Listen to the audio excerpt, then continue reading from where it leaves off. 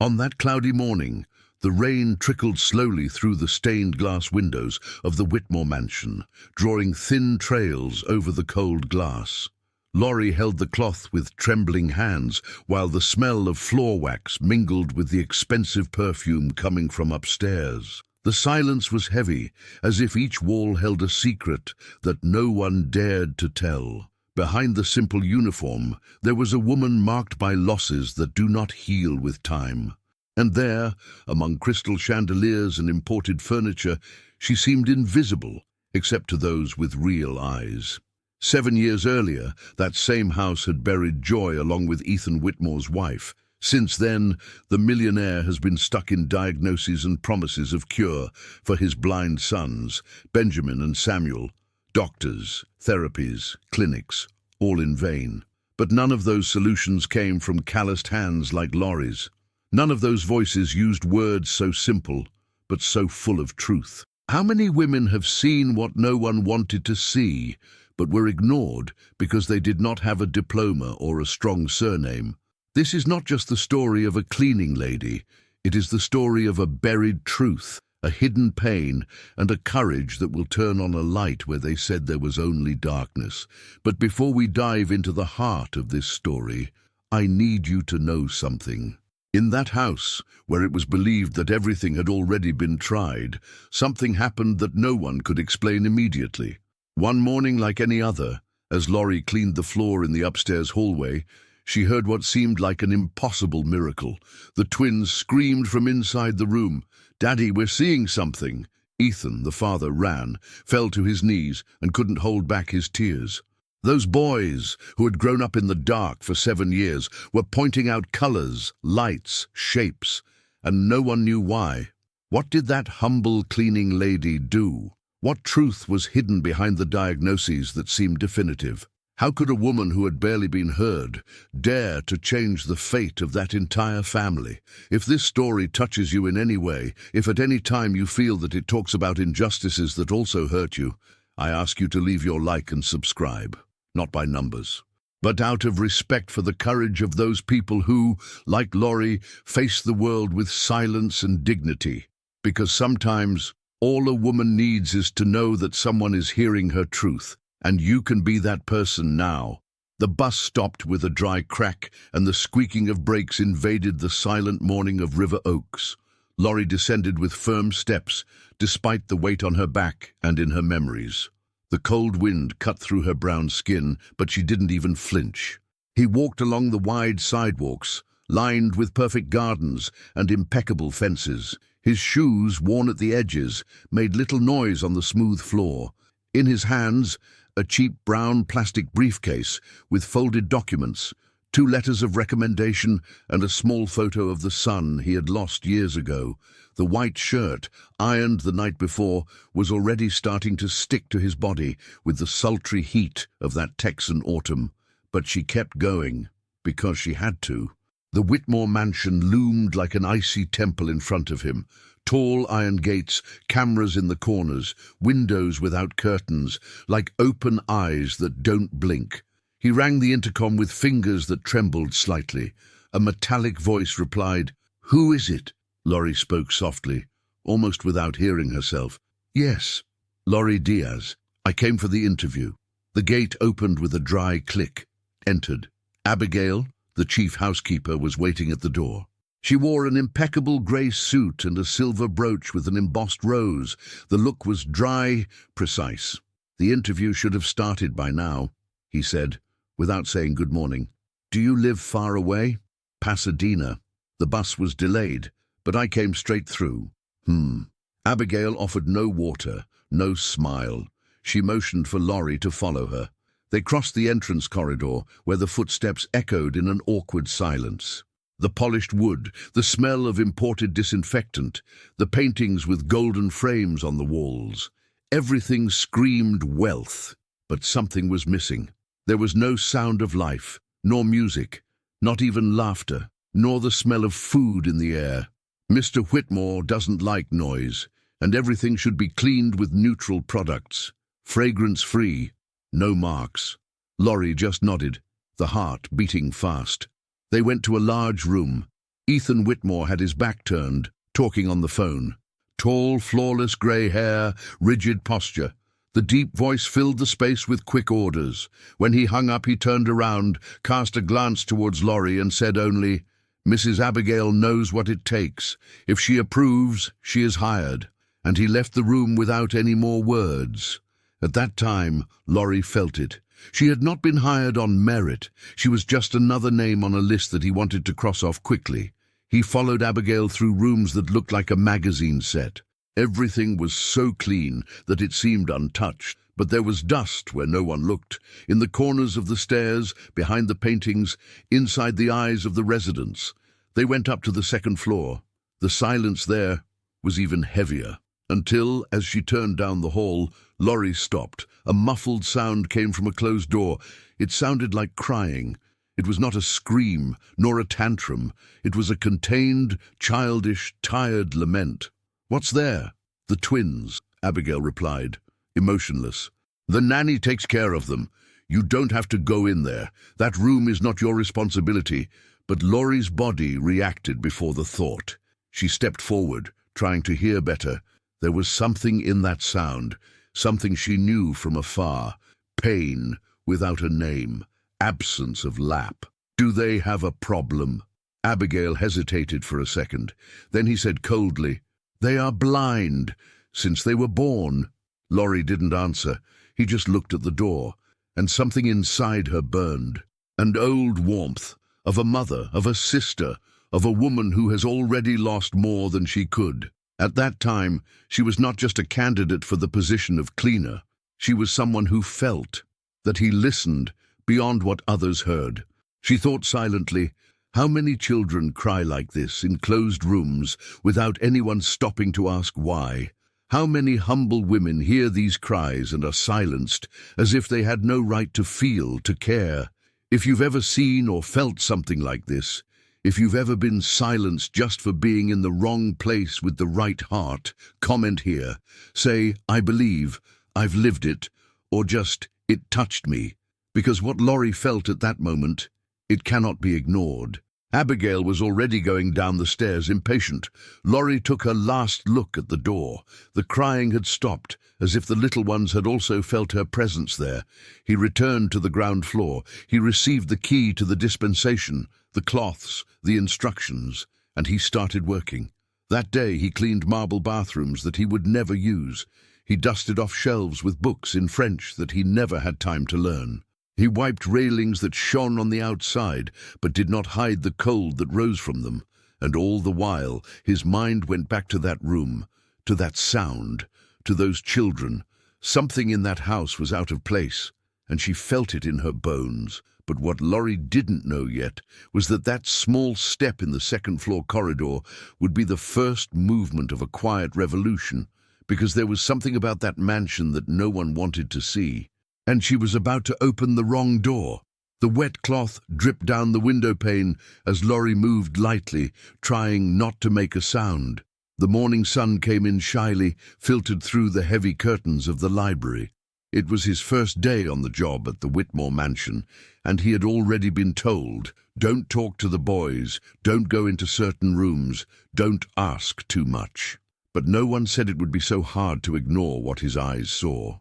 The twins were there, sitting on the carpet, next to each other like broken mirrors. The knees bent, the hands restless, the bodies rocking back and forth, in silence. It was a silence that hurt.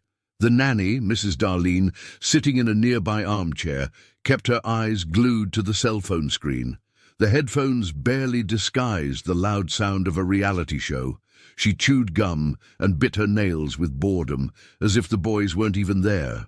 Laurie watched out of the corner of her eyes. Those boys were not only blind, there was something more, a deep-rooted loneliness, something she knew well, from when she was a child and spent days locked in the house while her mother went out to clean the corridors of a hospital.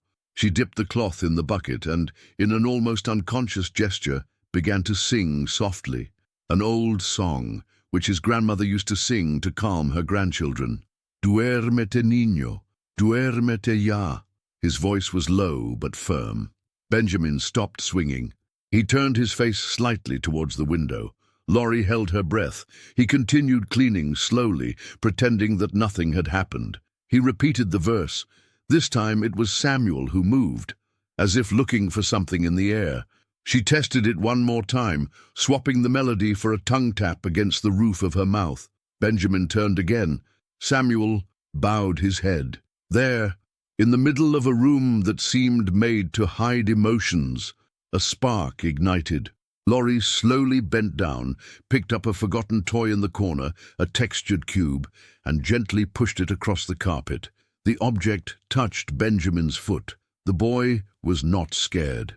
He brought his hand to the cube and began to explore it with his fingers. Smiled, a small but real smile. It was then that Laurie felt a lump in her throat. It wasn't just empathy, it was something deeper. It was as if those boys had been waiting for someone to see them beyond the diagnosis. "You're young, aren't you?" The nanny's cutting voice made her startle. Laurie turned calmly. "Yes, I'm Laurie. I started today." "Then stay in your square, okay? Boys don't like noise. This disorients them." "They reacted to my voice," Laurie said, without confronting, just noting. "Coincidence. They are blind. They always have been. Do you think you're going to teach something that doctors don't know?" Laurie lowered her eyes, not out of fear, but because I had already learned a long time ago that the most arrogant do not listen when one speaks truth with humility. He left the room with the bucket in his hands, but his heart raced. That was no coincidence.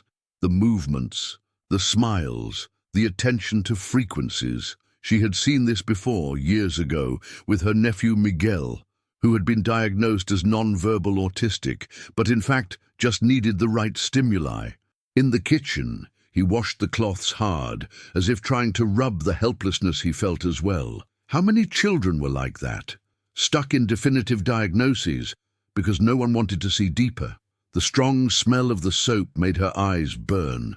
Or would it be tears? There, in the middle of that cold house, Laurie began to realize that there was something too broken, and it wasn't the boy's eyes. Time passed slowly. The afternoon was filled with small tasks, organizing the broom closet, mopping the floor of the hall, collecting leaves from the garden. But all she did was with her ears open, expecting to hear again that muffled cry, that sound of life stifled behind the library door. And it was close to 5 at the end of the day that she heard it, a light, rhythmic sound like clapping. Laurie approached slowly. He peeked through the crack. The boys were sitting on the same rug, and Samuel was banging 2 pieces of wood against each other. He no longer swayed his body. He was calm. She smiled, and in that smile there was room for a silent revolt, because no one there seemed to notice that. Not the nanny, not the housekeeper, not even the father. Laurie knew that silence was complicit in a far greater injustice. But what was happening to those boys? And why did their eyes react to sounds and movements if they supposedly couldn't see anything? Something in that house wasn't right. And if Laurie kept listening with her heart, maybe I'd discover something that would change everything. The week passed slowly, as if every minute carried the weight of an old secret. Laurie cleaned, washed, folded sheets and moped like any other cleaner, but her eyes were attentive, not to the dust, but to the details that no one else seemed to notice. She began to notice the twins more carefully, even if from a distance. There was something about their movements that intrigued her deeply. When someone entered the room, they turned their faces slightly. When the afternoon light hit the window differently, they blinked. When an object fell to the ground, even in silence, they seemed to feel the direction in which it fell. On a cold Wednesday morning, with the house empty and only the nanny upstairs, Laurie took courage. The library was open.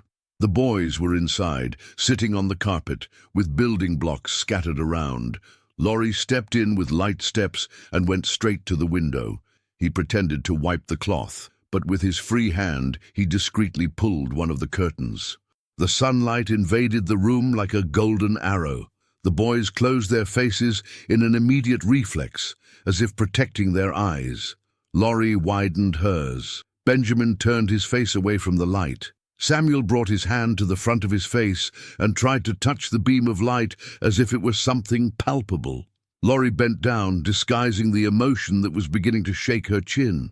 Carefully, he slid the cloth over the glass as he watched. From inside the sleeve of his uniform, he took out a small prism that he carried in his pocket. It was a glass pendant that he had kept from his son's keychain. He placed the object in front of the sunbeam. The colorful reflection spread across the carpet in shades of blue and red. Samuel crawled slowly to his reflection. He stretched out his hand. It touched the ground, and he smiled. She felt her heart jump in her chest. Benjamin stood still, but his head followed the movement of the light. Laurie slid the prism, creating shadows. The two boys followed, as if they were watching a silent spectacle. It could not be total blindness. It wasn't. She knew that. The memory came with force. Miguel, her nephew, diagnosed with severe autism and extreme visual deficit. Only years later did they discover that he saw lights, shapes, and even reacted to colors. But the shallow diagnosis of a hasty doctor sealed the boy's fate until it was too late. Laurie squeezed the cloth tightly in her hands. The soap ran down his fingers. Why didn't anyone there see what she saw? Why did everyone look blind? Not the boys, but the adults around them. In the kitchen, that same afternoon, he tried to talk to Abigail. He spoke of the boys' reactions, the lights, the movements. Abigail looked up impatiently. Are you suggesting that all the doctors who have been here were wrong? I'm just saying that maybe no one paid attention in the right way. You're here to clean, not to diagnose. Be careful with your words. Laurie swallowed. He did not answer. But what I felt inside was like a pressure cooker. That wasn't just a mistake. It was negligence. In the following days, she intensified the tests, always careful not to arouse the nanny's attention. He used small mirrors, games of light and shadow with the flashlight of his own cell phone, colorful objects that he carried hidden in his pocket. The boys followed everything. They touched the colors. They recognized shapes. And they began to smile more. And it was on a rainy afternoon, when the power went out for a few seconds, that she was sure. The room darkened, and the boys became restless. As soon as the light came back, Samuel pointed to the ceiling and said in a hoarse voice, "Light is back." Laurie almost dropped the broom. He looked around. Darlene was distracted in the kitchen, complaining on the phone about the hairdresser's bill. That boy, he had spoken of light. Ethan needed to know. But did he want to? Because deep down, Laurie was already beginning to suspect that the problem was not just the blindness of the children, but what this blindness represented for that house. What if the truth was hidden not by carelessness, but by self-interest? What if someone there knew more than he said? What would happen if she decided to open the next wrong door? The house was quiet that Thursday afternoon. Ethan had left for a meeting outside the city and would only return in the evening. The housekeeper, busy upstairs with the laundry, didn't even notice when Laurie walked down the east wing hallway. The nanny, as usual, dozed off with her cell phone on her lap. It was the moment Laurie had been waiting for. He walked with light steps to the door of the office. It was a little used room, always closed, where the millionaire kept his private meetings and important documents. The lock was just leaning against it without a key. She turned the doorknob slowly, as if respecting a forbidden space, and entered. The air inside was denser, with the smell of old leather and varnished wood. Thick curtains kept the light off, and the dark furniture seemed to hold secrets. Laurie looked around calmly. There were books neatly arranged on the shelves, a sturdy desk in the center, and 3 drawers on the right side, all closed. The first one opened. Just pens, blank papers, and envelopes. In the second, business magazines and business cards. But the third was locked. She stopped. He took a deep breath. He looked at the door, making sure that no one had noticed his absence. From his pants pocket, he took out a paperclip. He sat down slowly on the carpet so as not to make noise and began to work the lock carefully. The lock gave way with a small snap. The drawer opened, revealing a black folder with the word medical written in capital letters. Laurie picked up the object with steady hands, but her heart racing. Inside, there were documents. Many. The first paper to catch his attention was a medical report from the city of El Paso, dated 7 years ago, signed by a community clinic. The diagnosis: partial light perception. Specialized ophthalmological follow-up is recommended to assess the neurological response to light. She frowned. He read it again. That was the first test done on the boys, still babies. The report did not speak of total blindness. It spoke of partial and to be investigated. But the following tests, coming from clinics in Boston, Los Angeles, and even Zurich, repeated the words total blindness, irreversible, with no prognosis of recovery. All standardized, almost as if they had been copied from a model. Laurie photographed each one with her cell phone. He put the papers away as carefully as he found them and locked the drawer. He sat down in the leather armchair behind the table and stared blankly at the wall ahead. The silence of the room now seemed heavier. Why didn't anyone ever talk about that first report? Why did subsequent doctors completely ignore the possibility of even minimal visual perception? And why did the twins live in complete isolation from the light, even though they showed such obvious signs of reaction?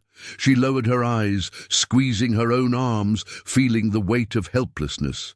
I knew I wasn't a doctor, that no one would believe her. That if he told what he saw, they would say that he was invading a space that did not belong to him. But what happens when the outsider is the only one who really sees inside? Laurie stood there for a few minutes without moving. Through the window, the light was beginning to go out on the horizon. Outside, the city went at its own pace, without imagining what was hidden within those elegant walls. She followed in silence, carrying that weight that no one saw. And if you're following this story right now, feeling touched by all this, leave a like and subscribe. It is the most beautiful way to show that this pain has not gone unnoticed. Sometimes the whole world can try to silence a woman, but a small gesture, like yours now, can be the certainty that she is not alone. Laurie got up slowly, straightened her uniform, and left the office with the same discretion with which she entered. In the hallway, the light was on, the housekeeper still upstairs, the nanny snoring on the couch. But what Laurie didn't know was that that same night someone would be stirring up the office again. And this time, the danger would not come from the dark. It would come from someone who had a lot to lose if the truth came to light. Mornings at the Whitmore mansion were no longer so quiet. Low laughter came from the second floor. The sound of building blocks falling to the floor. Small footsteps running across the carpet. And, most surprisingly, words. Simple words, but full of life. White, hot, clear, here. Laurie noticed the signs every day. Benjamin and Samuel had changed. She didn't need medical tests to know. They walked more steadily, stopped when they felt light on their faces, pointed out when something glowed. Laurie had turned cleaning into a game, cleaning into therapy. He took advantage of every minute to include colored objects, variations in sound, safe physical contact. But someone was bothered by this change.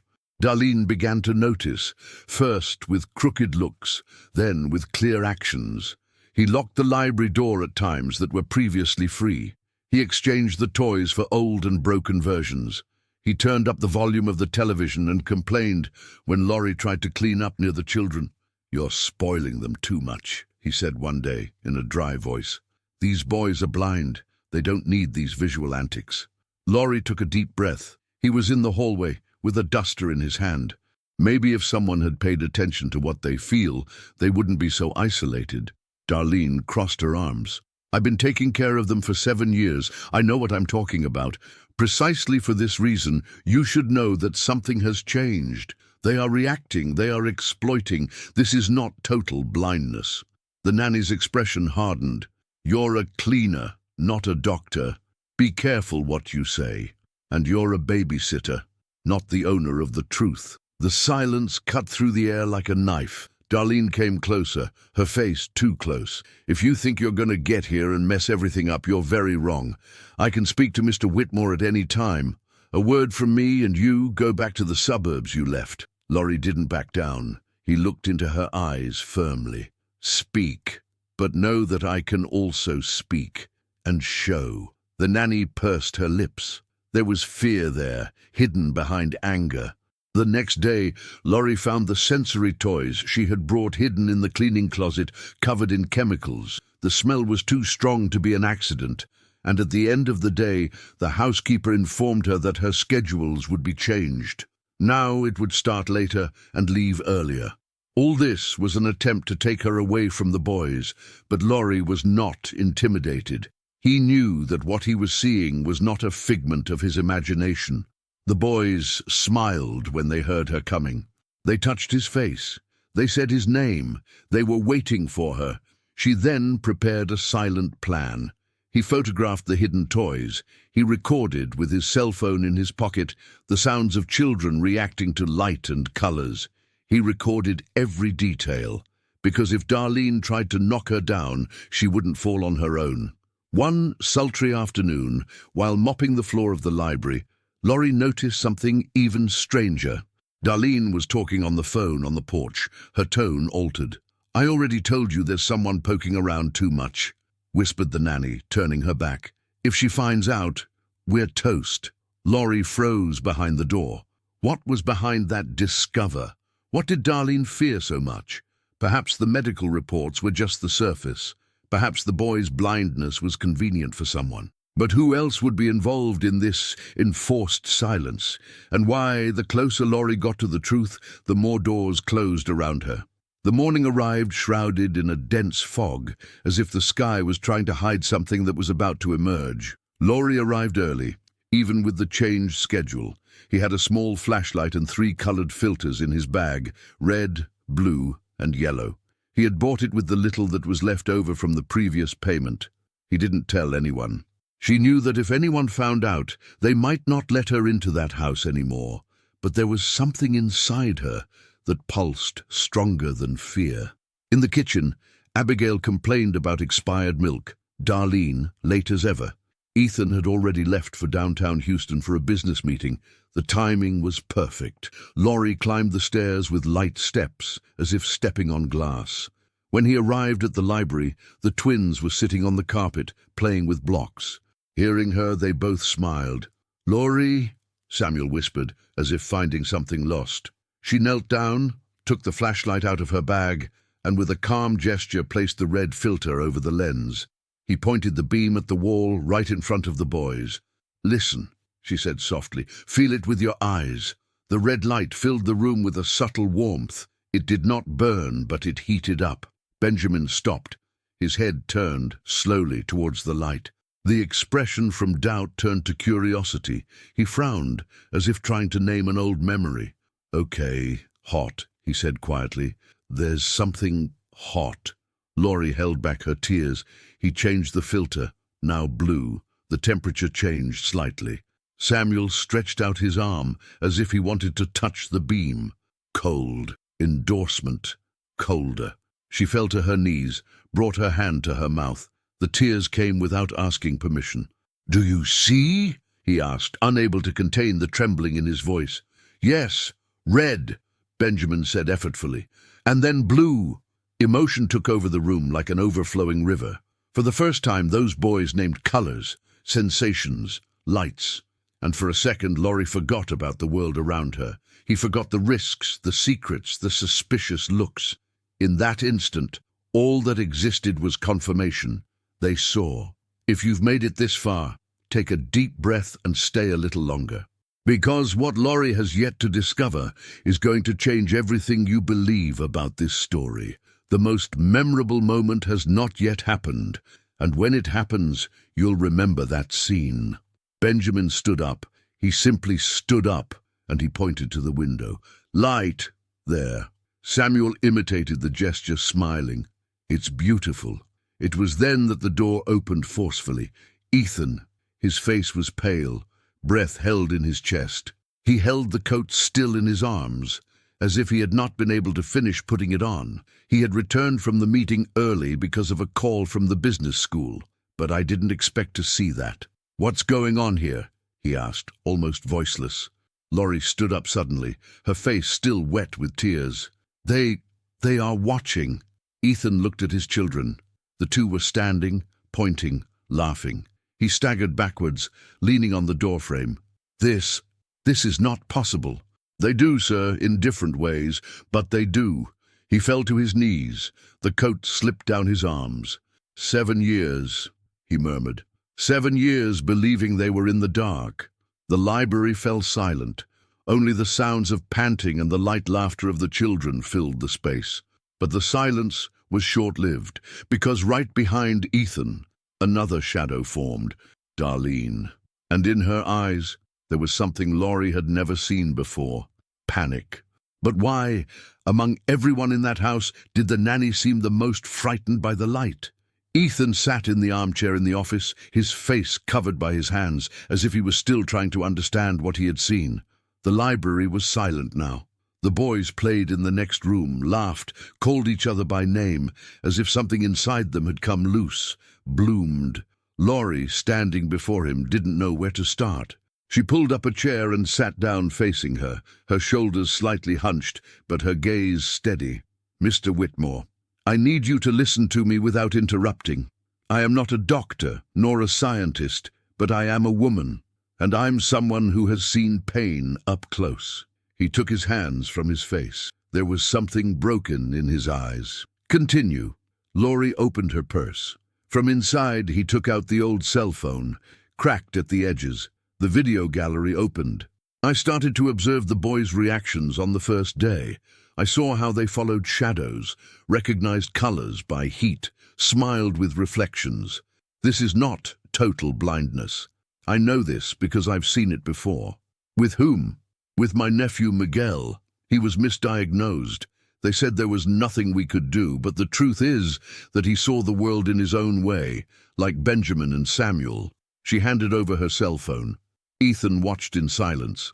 A video showed Samuel touching the beam of red light. Another, Benjamin smiling at the blue reflection on the floor.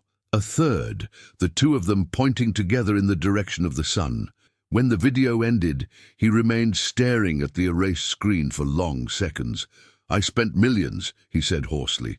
"I went to Boston, Zurich, New York. They told me the same thing every time, that I needed to accept." Laurie opened the small folder where she had hidden the printed reports. He put the first one in front of him, Ode El Paso. "Did you read that?" Ethan took the part. Read. He came back and read it again.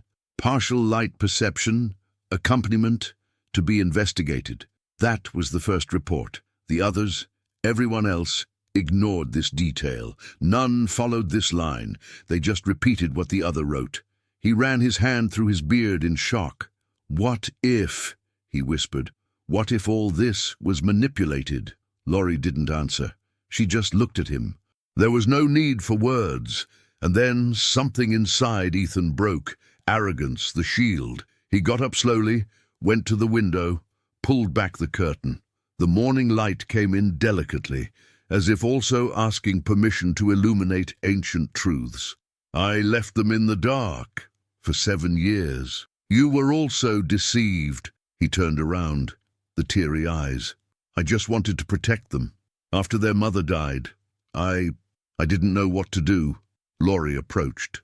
"Sometimes protecting is also listening, to listen to what no one wants to hear." There was a silence between the two, a silence different from the usual in that house. It was the silence of two people who, although from different worlds, carried similar pain.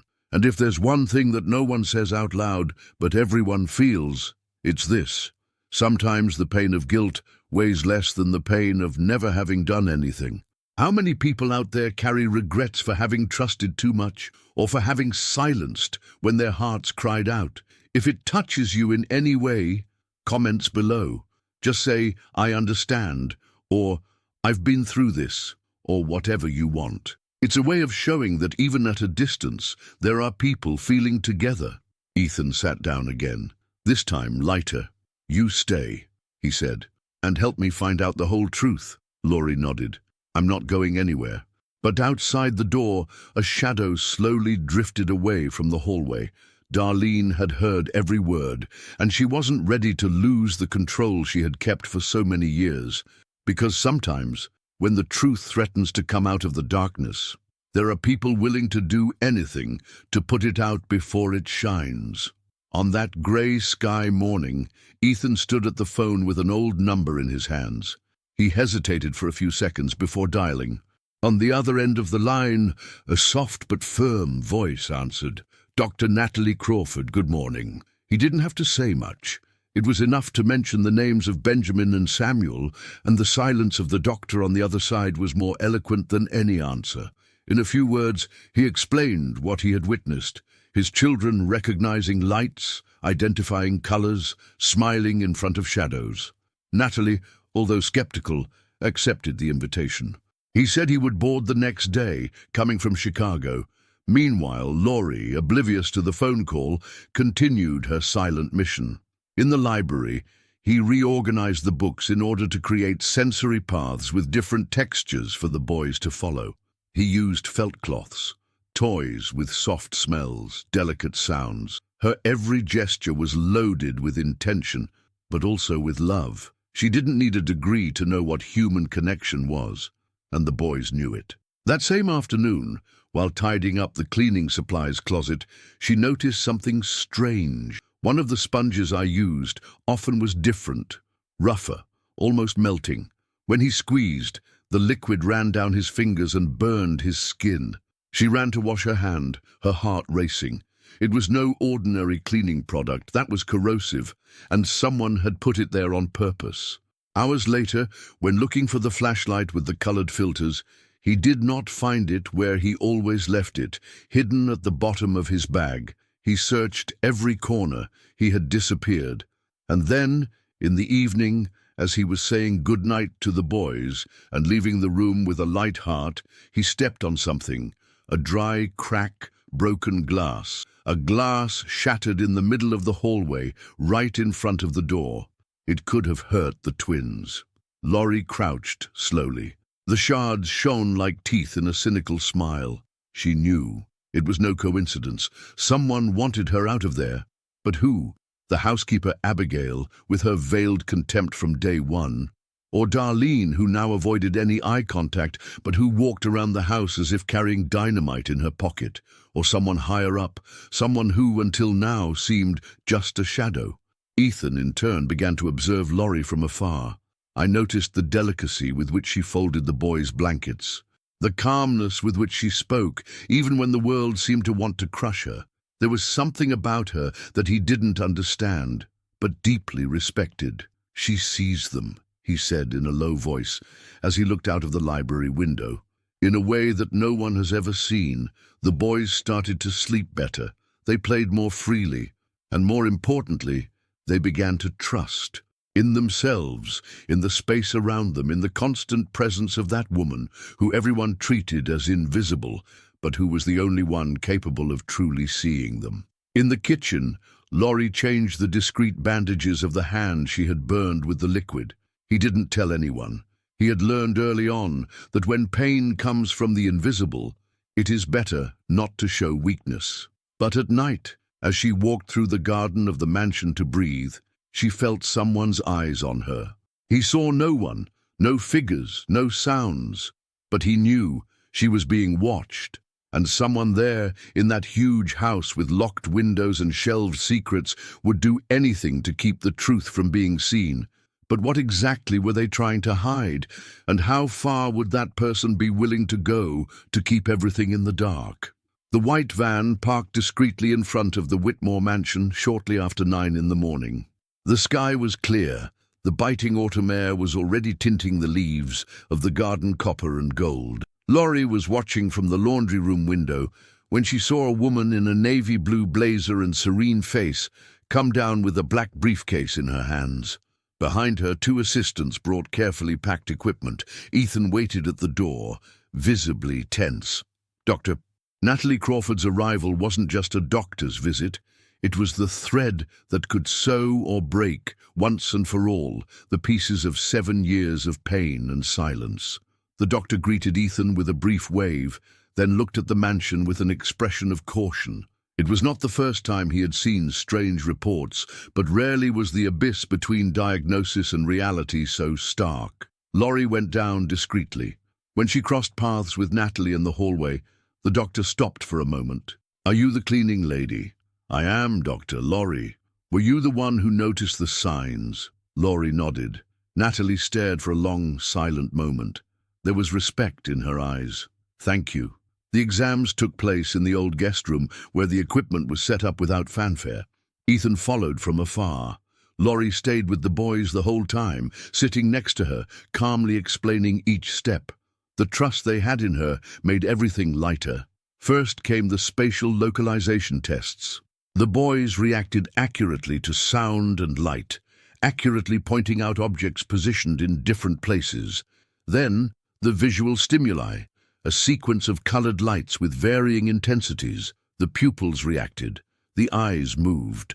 The surprise came when Benjamin touched the panel and said in a sure voice, "This one is red." Samuel added, "And that one is blue." Natalie froze. "Do you repeat it to me, please?" They repeated, firmly. The doctor changed the filters, tested again. The results left no doubt. "They're not totally blind," he said, turning to Ethan. "They never were." He sat on the edge of the bed, his hands on his knees, as if the floor had moved. I trusted the exams. "Show me." "Everyone." Ethan ran to the office and came back with a stuffed briefcase. Natalie spread the papers on the table. He ran his trained eyes over every line, every date, every printed image. "Here, this Zurich exam is a duplicate of the Boston exam. Same images, same measurements, different dates. That's forgery? At the very least, very serious negligence." She took the first report, the one from El Paso. This one, the only one that mentions light perception, was ignored, and the others simply erased this data.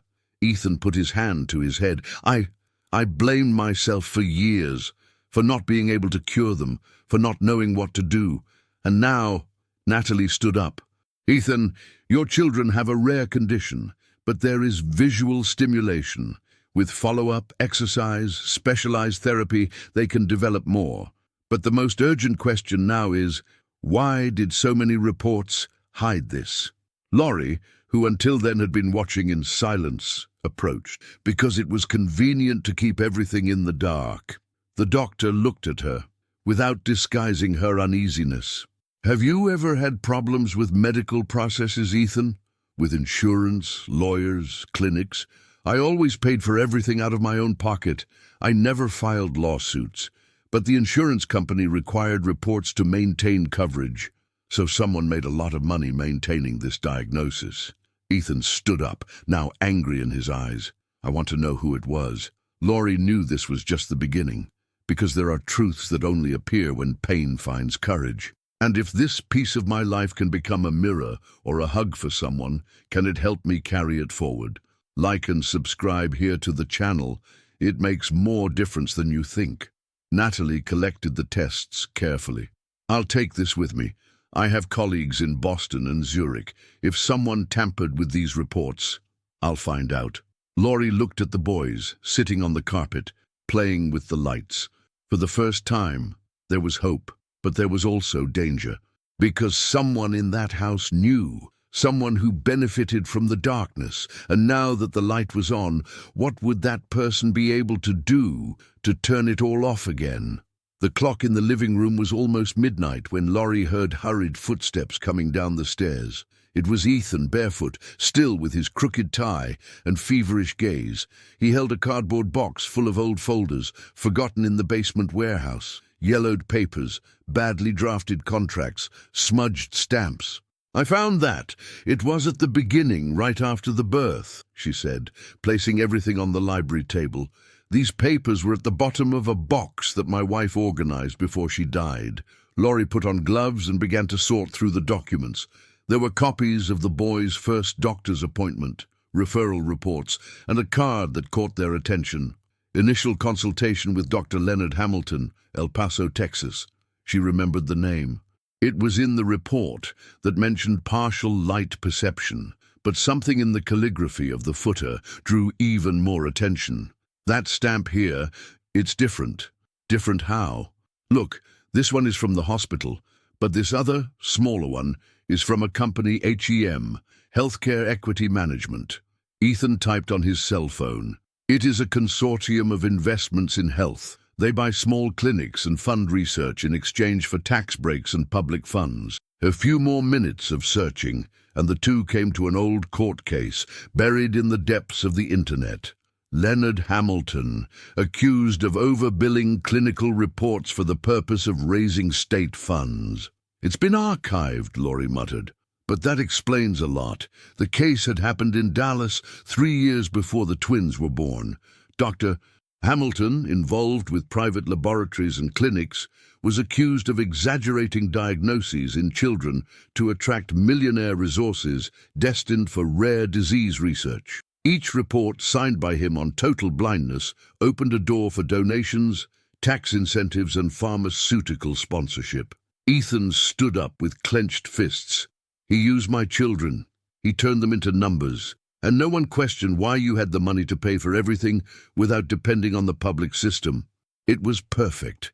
That discovery was like a punch in the stomach. It all made sense now. The reason for ignoring the first report, the repetition of exams with copied images, the insistence on keeping the boys out of any bright environment. It was more than medical error. It was a plan. This could destroy lives, Laurie, and save others. She approached slowly. But we need to act wisely. Do you know how many families may have gone through the same thing? How many children have been sentenced to the dark for money? Ethan rubbed his face with his hands. I thought I was protecting my children. Sometimes what we believe is protection. It is the one that imprisons the most. You know, there are times when everything gets mixed up. What's right? What's fair? What's safe? But the truth itself, she doesn't scream. She whispers. And only those who are willing to stop everything to listen. If you've come this far, feeling this tightness in your chest, don't let go now. Because what this story will reveal can still change a lot. Laurie spent the night scanning the documents, saving copies on USB sticks hidden in 3 different places. Ethan began to write a letter. He didn't know whether to turn it over to a lawyer, the press, or a judge, but he knew that the truth could no longer be locked away. And as dawn wore on, a figure watched everything from the top of the stairs. The half-closed eyes of Abigail, the governess, saw more than they let on. She knew Hamilton's name. I knew of his connection to the Whitmore family. And now, with everything about to surface, the question Laurie still couldn't answer hammered silently. How far would these people be willing to go to protect the empire of lies they had built with the shadows of the twins? On a sultry Friday morning, Laurie walked down the steps of the Whitmore mansion with a heavy but firm heart. She carried in her hands a simple bag of tactile children's books that she had bought at a community market in Pasadena, using what little was left of her paycheck. It was his daily routine, to arrive early, tidy things up before the boys woke up, and, between cleanings, bring light where there was only silence. But that morning, something out of place tore through the air. Her car, an old sedan, with faded paint and seats patched with duct tape, was unrecognizable. The 4 tires were punctured, the windows were completely shattered. And in the driver's seat, among shards and dust, there was a paper with letters cut out of magazines. Go back to the place you came from. Laurie felt her throat close, but she didn't cry. She just bent down slowly, picked up the note gently and put it inside her blouse, close to her chest. When Ethan found out, he stormed down the stairs. This is an attack! I'm going to call the police now! Laurie stopped him with one hand on his arm. If you do that, they'll turn the game around. They will say that I am setting it up, which is invention, that I want money. Laurie, this is serious. I know, but if we move this hornet's nest without being armored, they destroy me, and they destroy everything we've ever discovered. She spoke in a firm voice, but inside fear devoured her like acid. Not for the car, but for the message. It was direct, cold, and it came from someone who knew exactly who she was and how much she bothered her. That night, she slept in the mansion's support room with a kitchen knife under her pillow and her cell phone recording the ambient sound. Ethan offered security guards, but she refused. If I look like a threat, they'll act faster. I want them to think I'm afraid. But she was not paralyzed. I was on alert. From that day on, Laurie began to record each conversation. He installed an app on his cell phone that automatically recorded calls. He photographed any suspicious movement. Cabinets that were open and then closed, security cameras with the wires cut, notebooks with torn pages. She created digital copies of the exams, saved them to clouds with different passwords, sent files to 2 trusted people outside the state, a cousin who was a nurse in San Diego and a childhood friend who worked as a librarian in South Carolina. The cleaning lady was now a guardian of evidence. No one saw her, but she saw everything. And it was at this stage, between extreme tiredness, suspicious looks and sleepless nights, that she transformed herself for good. Because there are women who were born warriors. She just needed life to force her to take up the sword. And inside that huge house, full of mirrored windows and locked doors, she moved like a shadow, like a lighthouse. The boys were looser every day. They played with shapes, colors, imitated sounds. Laurie created simple games with colorful objects and food with striking smells. One day, Benjamin held an orange, squeezed it and said, "Is this sun?" She laughed, moved. That same day, the nanny Darlene disappeared. He asked for medical leave without warning. Abigail, the housekeeper, kept her face impassive, but her footsteps echoed heavier in the hallway. The atmosphere of the house had changed. Ethan kept silent. He spent nights closing doors, making mysterious calls, receiving discreet envelopes. But when he crossed paths with Laurie, his gaze was no longer the same. There was respect, fear too. And on that rainy morning, when Laurie was coming back from the kitchen with a glass of milk, she noticed something strange on the light board. An exposed wiring. Cut. They were trying to erase even what they could not control. But did the one who threatened her? Was it really out of the house, or was danger closer than she could have imagined? Night fell heavy over Houston, covering River Oaks with a damp, silent veil. The Whitmore mansion was shrouded in artificial calm, as if something in the air was holding its breath. Ethan had traveled to New York that day in an emergency meeting with investors. Laurie was in charge of the house, the boys, and herself. After putting Samuel and Benjamin to play in the room, lit by colorful lamps, she went down to the kitchen to prepare a chamomile tea. The noise of drawers being opened upstairs, followed by a metallic click, caught his attention. It wasn't a normal sound. He was too careful to be innocent. Laurie climbed slowly, treading lightly on the wooden steps. When he reached the hallway, he saw the door ajar to the boys' room. The light was off. And in the dark, Darlene's silhouette hunched over the dresser, holding a small amber bottle. "What are you doing?" Laurie's voice cut through the air, dry. The nanny turned around startled, but soon assumed a defensive posture. "It's just the drops. I always did. Part of the treatment." "What treatment?" Ethan didn't mention anything, and the boys are reacting well to the light. Darlene tried to hide the bottle, but Laurie had already seen the label. He quickly bent down, took his cell phone from his back pocket and, with a steady hand, started recording. Midexotin drops. Restricted use. Experimental. Laurie read in a low voice. "This is an eye sedative. It was part of the protocol. I just kept protocols that inhibit visual stimuli. This is not treatment, Darlene. This is induced blindness." The nanny took a deep breath. Her tone of voice changed, now with a hint of bitterness. "Do you think you know everything just because they smiled at you? These boys have always been different. The doctors knew what they were doing. And did you know too?" Darlene hesitated. Just 1 second. Then she let go as if something inside her had been ready to explode for years. "They paid me a bonus every quarter. The less stimulus, the more stability in the reports. It was the agreement. I only followed orders." "Whose orders?" "From the clinic, from Dr. Hamilton and Abigail." She always knew. Laurie stepped forward. "Get out of this house now." "What? You're fired. Take your things and disappear." "You can't do that." "Yes, I can. And if you come back here, I'll bring this video with me." Laurie raised her phone. "And give it to the police." Darlene held back her tears with difficulty. For the first time, there was no arrogance in her eyes. There was fear. "You don't understand the size of this. They won't let it go. I'm not cheap, and much less cowardly." Darlene left the mansion a few minutes later with a small suitcase and hurried steps. Laurie locked the door with trembling hands. He went down to the living room, sat down on the cold marble floor, and took a deep breath. For years, this woman had administered a forced darkness over two innocent children, and now, with the video saved and stored in multiple clouds, the truth had body, voice, and proof. Hours later at dawn, Ethan returned earlier than expected. He didn't say anything when he saw the light on in the room. He just entered.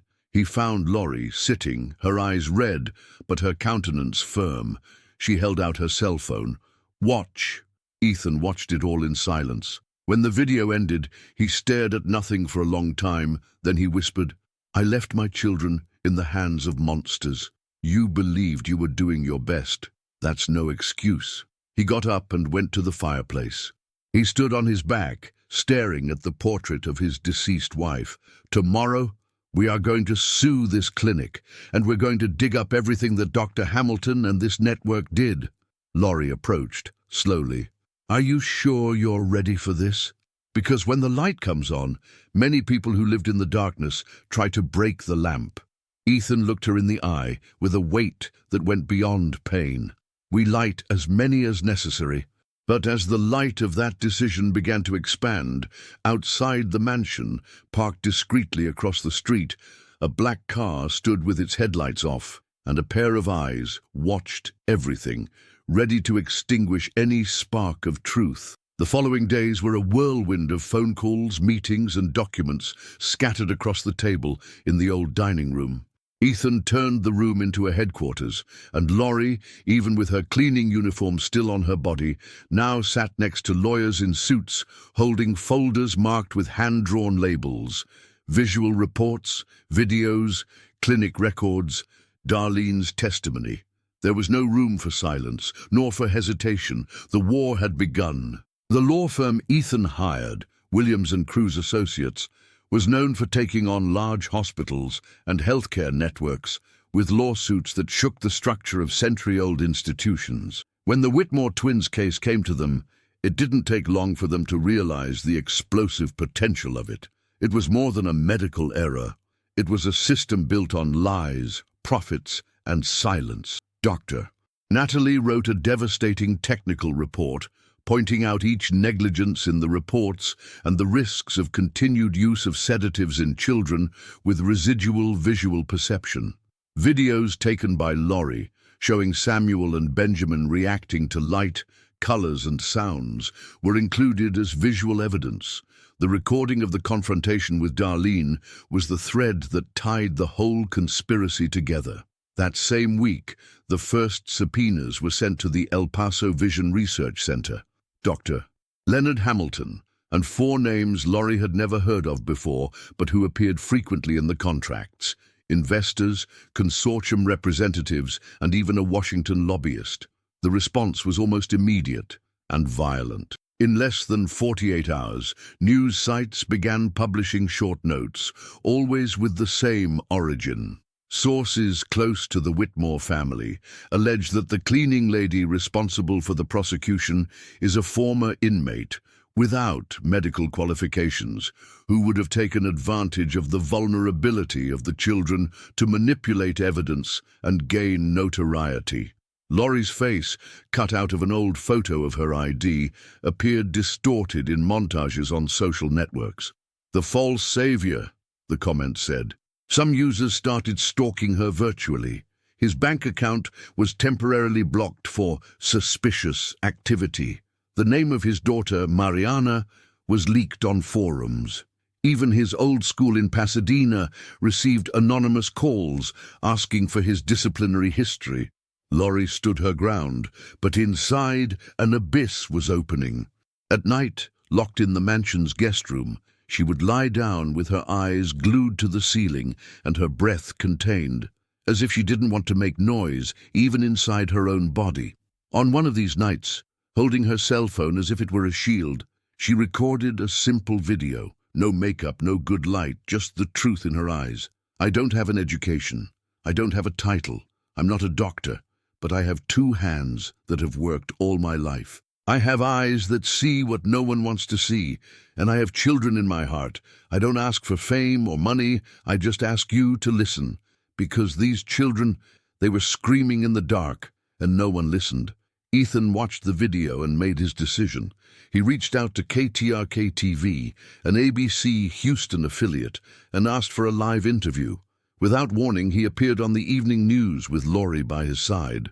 When the journalist asked why the most discreet father in River Oaks had decided to break his silence, Ethan looked straight into the camera and said, "Because I was deceived. Because my children suffered, and because this woman, here by my side, this cleaning lady that so many tried to silence, was the only one who had the courage to see what doctors, directors, and myself refused to see. She saved my children, and if they see it today, it's because she was never blind like we were." The video went viral. In 3 hours, it had more than 2 million views. In the comments, voices changed. "This woman is an example. She saw with her heart. What strength. My God, I have goosebumps."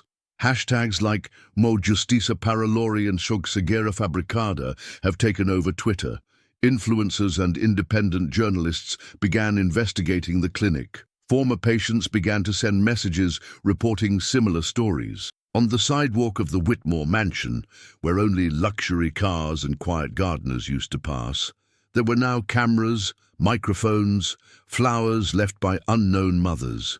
One lady left a handwritten letter with the phrase, "If my son had had a Lori, maybe he would be here today. But fame, even when it comes as justice, also carries poison. Because where there is light, there are eyes wanting to extinguish it." And that same night, as Lori closed the curtain on her room to protect her daughter from exposure, she noticed an envelope slid under the door. Inside, a photo of the twins sleeping, with a phrase written in red pen. "You saved them. But who will save you?" The Whitmore mansion, which for years had been a prison of silence and shadows, now vibrated with sounds that had never been heard inside. The tinkling of childish laughter, the hurried footsteps of 2 boys running fearlessly through the halls, the tuneless melody of a colorful xylophone Lori had found at a Pasadena thrift store. It was as if the house had been awakened from a deep sleep, and, little by little, was relearning how to live. Samuel and Benjamin's transformation was visible to the naked eye, and not just in the clinical sense. Their faces, once tense and withdrawn, now glowed with curiosity. The bodies, previously rigid and apathetic, moved with the lightness of those who explore. During the visual stimulation sessions, closely monitored by therapists, indicated by Dr. Natalie, the boys began to name colors, distinguish shapes, describe movements with their own words. Lori invented games that mixed the sounds of bells, balls with LED light, and fabrics of different textures. He called it the adventure of the senses, and each new discovery was celebrated with clapping, hugging, and an impromptu dance on the living room carpet. Ethan, watching everything from afar, felt something inside him break, or perhaps rebuild itself. For the first time, she began to call her children by name without a lump in her throat. She opened one of the rooms on the ground floor, once used to store family antiques, and transformed it with Lori's help into a colorful sensory space with mats, adapted furniture, soft lamps, and accessible musical instruments. A wooden sign was hung at the entrance with letters painted by the children themselves, "Room of Hope." Lori took over the coordination of the space with a naturalness that even she did not expect. The former cleaner, who had barely finished high school, now conducted dynamics with therapists and planned activities that looked like something out of specialized books. But it was more than technique. It was intuition, a love without vanity, which translated into small and deep gestures. When Samuel hesitated, she was the one who whispered, "You can do it, mi niño." When Benjamin dropped something and cried, she was the one who said, "No one here was born ready, my love." On a sunny Thursday morning, As the boys played with paints that reacted to light, Ethan stood in the doorway, unable to get in. Laurie noticed and walked over. "They're revealing themselves, Mr. Whitmore. Each color they name is a piece of the prison that is being left behind." He smiled, but there were tears in his eyes. "I've never been good at holding you. You're giving it now, and that's what matters." It was at that moment that Laurie, still with her hands dirty with blue paint, looked at the security camera positioned in the corner of the room. He took a deep breath, as if to know that some stories cannot be kept. There are things that we live and keep, but maybe by telling, we help another heart to breathe. Enjoy this video and sign up here, because this story is not just ours. It's everyone's who has been left in the dark, but dreamed of an open window. Over time, the local community began to get involved. Volunteers sent adapted toys, teachers offered workshops, and mothers of visually impaired children sent emotional letters thanking them for feeling seen for the first time. The Whitmore house became a symbol, but Laurie made a point of remembering, we are not miracles, we are process, we are persistence. Even with the advances, there was constant care, so that the boys did not feel the pressure to prove anything to the world. They were just children, rediscovering freedom, and that freedom once felt could no longer be taken away. But not everyone was happy with this new phase. Certain anonymous calls have resumed. One of the therapists, as he left the mansion, noticed that he was being followed by a car with tinted windows, and an unsended letter arrived in the mail, addressed to Ethan, with a cryptic phrase, "Hope has a price, and you owe it." It was Laurie who opened the envelope, and as she read those words, she felt a shiver run down her back, because as much as the truth was coming out, there was still a name that had not appeared publicly, a name hidden in the clinic's contracts, a name that Ethan immediately recognized when he first saw it, and which he feared to expose more than any other. Why did this name also appear in the Whitmore family's trust fund records? And why, in all this history, no one ever mentioned Ethan's sister? The courtroom was packed. Cameras lined the corners of the room like watchful eyes of an entire country that now watched what, until months ago, was only the silence of an isolated house in River Oaks. Ethan Whitmore sat in the front row in a sober suit and teary eyes, while the twins remained with Dr. Natalie and a therapist in a private room. Laurie, in a simple navy blue dress and hair tied with a plastic bobby pin, was waiting to be called. Her presence there was not that of a cleaning lady, it was that of a witness, a woman who saw beyond what any report could see. The defendant's name echoed in the courtroom like thunder, Dr. Leonard Hamilton.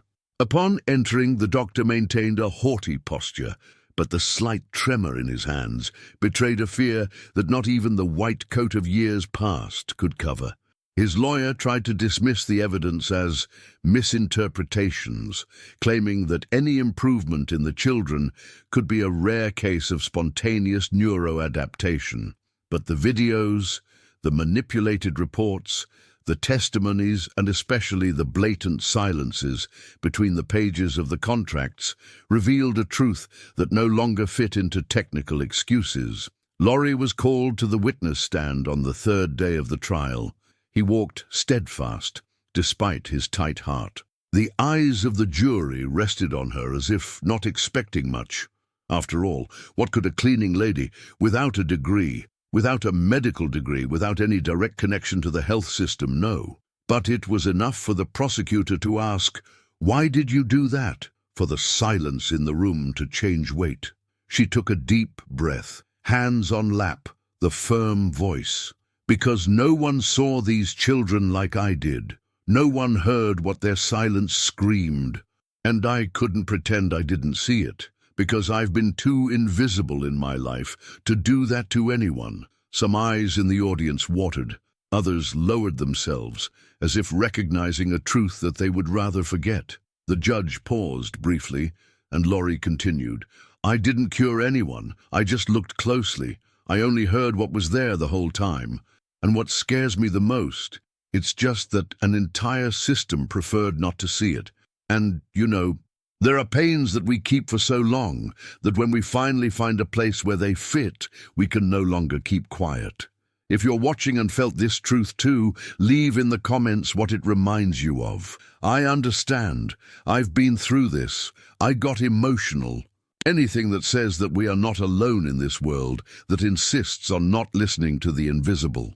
Dr. Natalie was the next technical witness. With graphs, updated reports, pupillary images, optical reflexes, everything proved that the twins were never totally blind. There was an ignored functional field, and not by mistake, but by decision. The clinic's protocol, exposed by internal documents found by Ethan, included recommendations for drug induction of low sensory response as a way to ensure consistency in research results. In other words, doping to keep the frame static. When the prosecutor showed the documents signed by Hamilton, cross-referenced with the recordings Laurie had made and with the histories of bonuses paid to employees like Darlene, the court seemed to hold its breath. The doctor tried to allege operational ignorance, but his signature was on the checks, the reports, the conduct guidelines. And when the prosecution brought to light 3 other families who had also been victims of manipulated diagnoses, whose children were now showing visual progress after delayed stimuli, the silence turned to revolt. Dr. Hamilton was finally called to testify.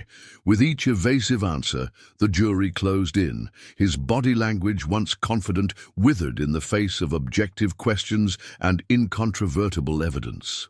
The lawyer tried to divert the focus, alleging politicization of the case, conspiracy theories, but the narrative was no longer under his control. On the 6th day of the trial, the verdict was read. The jury unanimously found Dr. Leonard Hamilton guilty of gross medical negligence, scientific fraud, falsification of documents, and abuse of professional authority. His sentence would be determined in a later hearing, but the world already knew. The fall of an empire began with the look of a cleaning lady. As she left the courtroom, Laurie did not speak to reporters. He passed with his head down, holding an envelope with copies of the documents that helped turn the tide. Ethan walked alongside, in silence, like someone who, even surrounded by victory, still carried the pain of too long a mourning. Because behind every victory, there is a scar that no one sees, but a doubt still echoed, heavy, insistent. If Hamilton fell, why were certain doors inside the Whitmore mansion still locked? And who exactly was the name that co-founded the clinic in the first contract filed? The name Laurie hadn't yet dared say out loud, but which seemed closer than she imagined. The headquarters of the Ver Comme au Corazon Foundation was inaugurated in a discreet building in downtown Houston, with large windows that let in natural light, as a symbol of the new phase of so many lives. At the entrance, a simple brushed steel sign displayed the mission: Review with courage, care with truth. And in that packed auditorium, to emotional applause, Laurie Diaz took the stage with the same shy smile as always, her hair tied aside, and the light blue dress she wore on her mother's mass days. Nothing in her screamed power, everything in her exuded presence of someone who was forgotten and even so chose to stay, of those who did not bow to humiliation, of someone who never had a voice, but saved 2 childhoods from the dark with his own sensitivity. Ethan, now a transformed man, watched from the front row, teary-eyed, and twins sitting next to him. Benjamin shook Laurie's hand, while Samuel swayed his legs in a rhythm of good nervousness, as if he knew that there began something much bigger than a tribute. They were watching, not only with their eyes, but with their hearts, as the phrase painted on the entrance mural said, where they were portrayed in watercolor playing with flashlights and tactile books. Laurie's speech was short. She was never a woman of long speech, but every word sounded like a hug. We don't need a diploma to know what pain is. We feel it, and when he really feels it, he doesn't turn his face. I only did what any mother, any woman, any human being would do if they had the courage to listen to what the silence of the children said. Standing ovation. Among the guests, teachers, nurses, cleaners, parents of children with disabilities, social activists, doctors who have now become allies, but also reporters, deputies, counsellors. Laurie's story had broken the cycle of neglect and gained the status of a national symbol. In one of the CBS reports, she was called the woman who saw where science gave up. Despite this, Laurie went on with her life with both feet planted on the ground. He continued to live with his mother in the same simple neighborhood of Pasadena. They renovated the house with part of the compensation paid by the clinic, but she refused any mansion offered by Ethan. He preferred mornings with the smell of freshly brewed coffee, the bread and butter crackling in the old frying pan, and the sound of the local radio playing old boleros. Even as the foundation's director, Laurie still carried a microfiber cloth and a small spray bottle in her purse pocket. "Old habit," he said, but deep down it was more than that. It was memory. It was identity. It was the reminder that all his strength began in the silence of the cleanings, between the smells of bleach and the closed doors where no one saw his presence. Samuel and Benjamin, now 9, were enrolled in a model inclusive school in Houston. They started taking classes in music, art, and assistive technology. At a ceremony at the City Hall, they received an honorable mention from the mayor himself, who declared, "These children taught us that believing is not a miracle, it is insistence." And alongside them, Laurie received a certificate of honorary citizenship from the city, with the symbolic title of Keeper of Hope. But even in the midst of the recognition, there were days when Laurie cried alone before bed, not of sadness, but of discharge, of everything she spent in silence, of the fear he felt when his car was vandalized, from the weight of knowing that, narrowly, those boys would have lived condemned by a diagnosis sold as a sentence. It was as if her body was now allowed to feel what it had previously only swallowed in silence. And there are things that we live and keep, but maybe by telling, we help another heart to breathe. Like this video and sign up, and let's make this story reach those who need it. Because if this story lit some light inside, perhaps it can also illuminate other paths erased by injustice and oblivion. On one of the walls of the foundation, a black and white photograph of Laurie was installed, kneeling on the floor of the mansion's library, with a flashlight in her hand, and her eyes attentive to Samuel and Benjamin. The image was captured by a security camera on one of those days when no one believed her. Now there, framed with the inscription, "She saw what no one wanted to see." However, something still worried Ethan. On the paperwork Laurie scanned, there was a co-financing agreement for the El Paso clinic, dating back years, with an additional signature. Sebastian Whitmore, Ethan's older brother, who disappeared from the family more than a decade ago after a corporate scandal. At first, Ethan thought it was a mistake, but the data matched. And now, with the foundation exposed to the media, this name began to reappear in obscure reports, in files of old lawsuits, in businesses linked to pharmaceutical companies. A question was brewing in Ethan's mind, and even more, in Laurie's restless heart.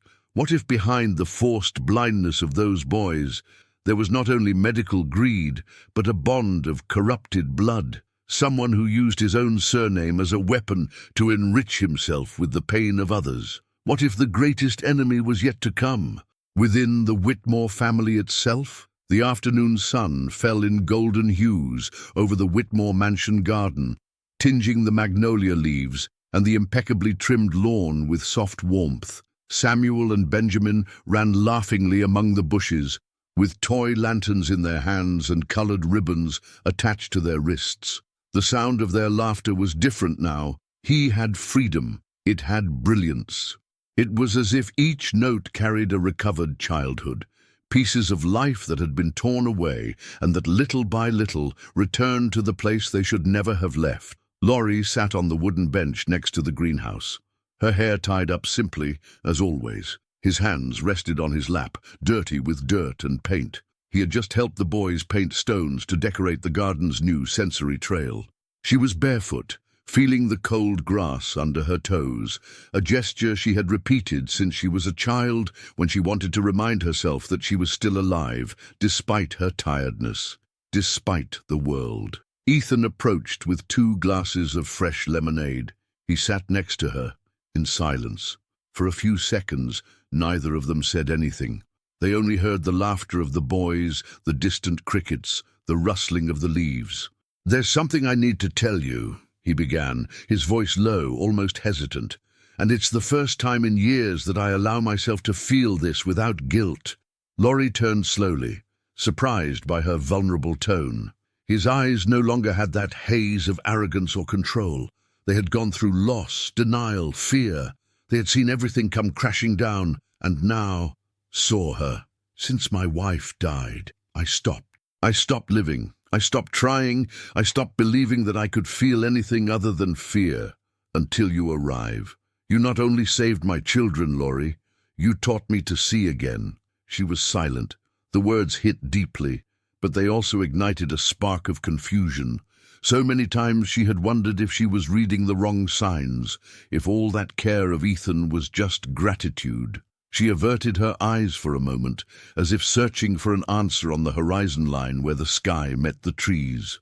He murmured, trying to find the ground of his own voice. "I felt it too, something, but I always thought it was wrong, out of respect for your pain, for everything we faced together. Don't say it's just something, Laurie," he interrupted firmly and tenderly. "You're the strongest, most humane woman I've ever met. I'm not talking about gratitude. I'm talking about admiration, of love, of an absurd desire to share everything with you from now on." She closed her eyes for a second. She felt the tears pile up, but she wouldn't let it fall. It was as if his every word dissolved a layer of invisibility that she had always carried. And when he opened his eyes, everything around him seemed lighter. Even the air between them seemed to breathe differently. "We don't choose where it will bloom, Ethan," she whispered. "But when the ground holds the roots, we have to have the courage to grow." And then he slowly approached. There was no urgency, no expectation. There was time, respect, and tenderness. When his lips touched, it was as if 2 broken stories met for the first time at a point of healing. The kiss was soft, brief, but whole. And in the background, the boys continued to play, their voices mixed with the sound of the birds returning to the garden. It was as if the world said, "Now, yes." Laurie leaned back on his shoulder for a moment. He felt his heart beating in a new rhythm, different from anything he knew. It was peace, something he always saw from afar, as something that belonged to other people. Now, for the first time, she felt that she could also call it home. But there was something she still couldn't get out of her mind. A subtle shadow in the corner of the frame. A name that was repeated in documents, in old contracts. A name she hadn't mentioned to Ethan yet, for fear of destroying what they were building. Sebastian Whitmore, the missing brother, the clinic's silent co-founder, the possible mastermind behind it all, and if the true architect of all that blindness, still acting in the shadows. What if the greatest danger was still waiting for the right moment to return? Years have passed since that first cloudy day when Laurie arrived at the Whitmore mansion with a heavy heart and worn shoes. Today, the sky still opens up over Houston, but what was once silence and shadow has become life, color, and future. Benjamin and Samuel, now teenagers, walk with firm steps through the halls of the school, seeing not only with their eyes, but with their hearts. They are studying to become lawyers and plan to dedicate their lives to protecting other children from similar injustices. Laurie, for her part, remains firm, humble as always, but now at the head of a network of visual development centers that already reaches families across the country. On the day of the inauguration of the Foundation's new headquarters, named after her, she watched the twins run their fingers over the braille sign that read, "Here, even the impossible begins with a look." And at that moment, it all made sense. Because this was not just the story of a medical cure, but of a human cure, a story about seeing the other where no one else does. Deep down, maybe we're all a little like Laurie, ordinary people surrounded by invisibilities who just need a chance to make a difference in someone's life. May this story remind you of this. No one is too small when they act with courage. No one is too simple when they choose to love. Thank you very much for walking with us here. If this story touched you, leave a like. It's like a hug that warms up and helps this channel continue. And if you want to have another coffee with us, sign up here. That's like leaving the door open for the next visit. Write here in the comments of which city you are watching. It is too beautiful to see how far this story has come, and it activates the bell.